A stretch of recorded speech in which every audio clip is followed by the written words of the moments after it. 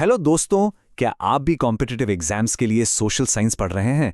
और क्या आपको भी लगता है कि भाई इतने सारे फैक्ट्स हैं, इतनी सारी तारीखें हैं, कैसे याद होगा सब?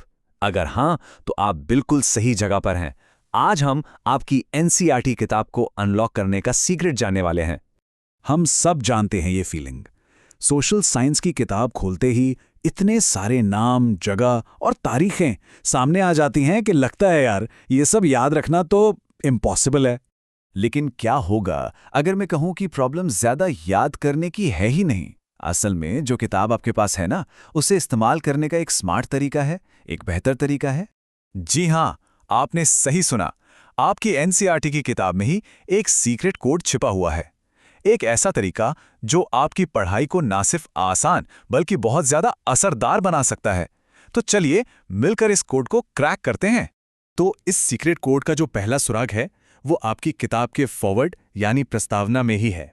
ये जो लाइन आप देख रहे हैं, ये एनसीएफ 2005 का सबसे जरूरी आइडिया है। अब ये एनसीएफ 2005, ये नाम याद रखिएगा। ये कॉम्पिटिटिव एग्जाम्स के लिए एक बहुत ही इंपॉर्टेंट कीवर्ड है। असल में ये वो ऑफिशियल गाइड बुक है जिसके आधार पर आपकी किताब बनाई गई है। और इसका मेन मकसद क्या है? रटने वाली पढ़ाई को खत्म करना।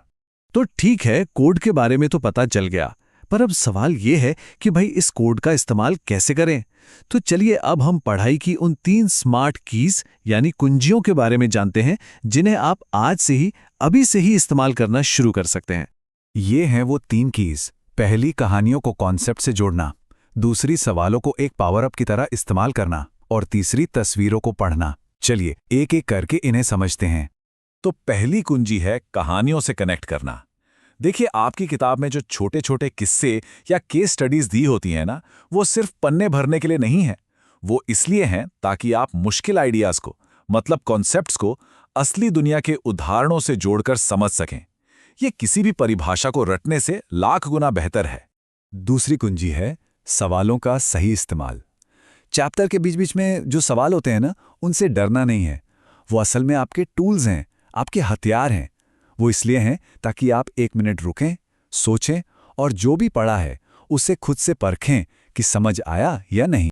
और तीसरी और शायद सबसे जरूरी कुंजी है तस्वीरों को पढ़ना। याद रखिए, आपकी किताब में दी गई तस्वीरें सिर्फ सजावट नहीं है, वो अपने आप में इंफॉर्मेशन है, एक तरह का विजुअल डेटा।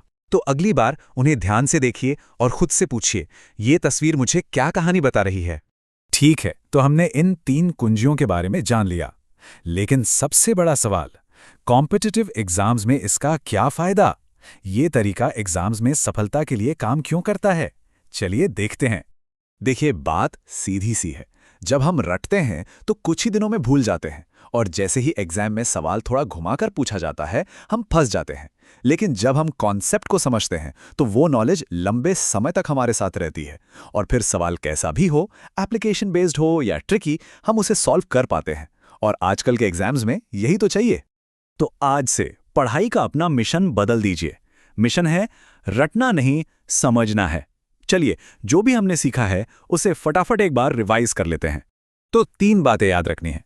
पहली, आपकी किताब एनसीएफ 2005 के हिसाब से बनी है, जिसका मकसद रटने को खत्म करना है। दूसरी, आपको उन 3 कुंजियों का इस्तेमाल करना है। कहानियों को जोड़ें, सवालों का इस्तेमाल करें और तस्वीरों को पढ़ें। और तीसरी, यही वो तरीका है जो आपको सच्ची समझ देगा, और वही समझ एग्जाम्स में काम आएगी। और अब आपके अभ्यास के लिए कुछ सवाल। ये सवाल सिर्फ आपके फैक्ट्स को नहीं, बल्कि आपकी समझ को भी टेस्ट करेंगे। चाहें तो यहां पॉज करके इनके जवाब सोचने की कोशिश जरूर कीजिएगा। तो अब फैसला आपके हाथ में है। अगली बार जब आप अपनी सोशल साइंस की किताब खोलेंगे, तो क्या आप सिर्फ शब्द पढ़ेंगे या फिर उसके अंदर छिपे कोड को अनलॉक करने की कोशिश करेंगे? याद रखिएगा, आपका नजरिया ही सब कुछ बदल सकता है।